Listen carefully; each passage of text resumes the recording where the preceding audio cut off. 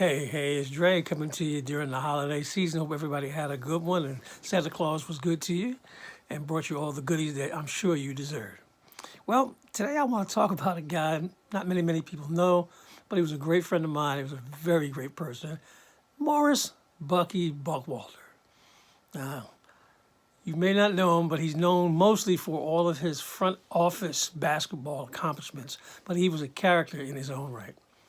Got to know him a little bit better working with him as a member of the Trailblazers, and I was a member of Nike, and we got to share a lot of personal time together, and we talked about a lot of stuff. He was one of a kind. Again, he's known mostly for what he did in the front office, man. He was a big-time guy. He used to do a lot of recruiting and stuff. Matter of fact, I don't think you knew, so I'm going to tell you anyway, that he had signed Moses Malone out of high school.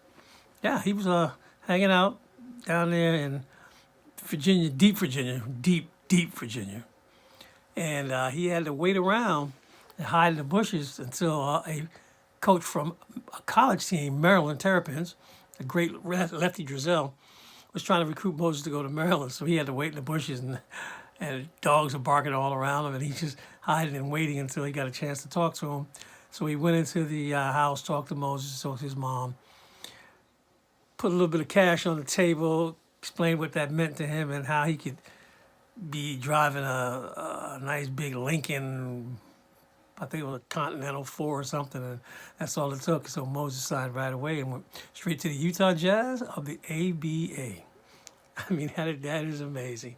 He is something else. So he got the first credit. He probably was the first person to sign somebody straight out of high school as well, and that's a fact that's not well known as well. But as I digress, let me go on. He himself was a player. He played for the University of Utah, and he led them to 2 NCAA tournaments, but unfortunately he lost to the eventual champion, University of San Francisco. And they had a guy named, what was his name? Oh, yeah, Bill Russell. So if you're going to lose in a tournament, lose A, to the eventual champions, and B, lose to a soon-to-be 11-time NBA champion. There's not a bad loss in my book, you know. But some of the stories Bucky used to tell, man, he was actually once the coach of the Seattle Supersonics on an interim basis. I believe they parted ways with the other guy in the middle of the season, so Bucky was the assistant, so he got pulled up to that head seat. And it's amazing what happens between those 6 inches between the assistant position and the head position. He had a player once. He had a player that didn't play very much, but he came from a rough part of Detroit. And while they were up playing in Detroit, the Pistons, this player's brothers, I mean 1, 2, came down, asked for tickets, and sat behind the bench. So the game wasn't going too well, and they were running out of time. So they kind of yelled at, Bucky, "Hey, man, put my brother in, put him in." Bucky does what most coaches do. You just ignore the crowd and do what you're doing. Then he happened to look back, and he saw the brother reach and pull his coat back, and he had like a .45 handgun in there. And the next thing you know, Bucky screamed out, "Hey, get in the game. What are you doing sitting over here?" Which was hilarious. I mean, everybody cracked up, and the guy got to play. The brothers were happy. Bucky was happy. I don't think they won the game, but as long as he got in, everybody else got out all right. But that's just some of the stuff that Bucky was infamously famous for. Let me tell you something else about my guy Bucky. Now, I don't know. He never liked the name Morris. Didn't like that name. And his middle name was B, and obviously the last name Buckwalter. Now, I've asked him time and time again in various situations and places, well, what does the B stand for in your middle name? And he would never tell me. Or he'd tell me something like, "Yeah, it means Bucky, man. It's Bucky. That's what it means." But no matter what, you can call him Bucky, Morris, Mr. Buckwalter, BB, whatever. He was good at what he did. And what he did was he signed players.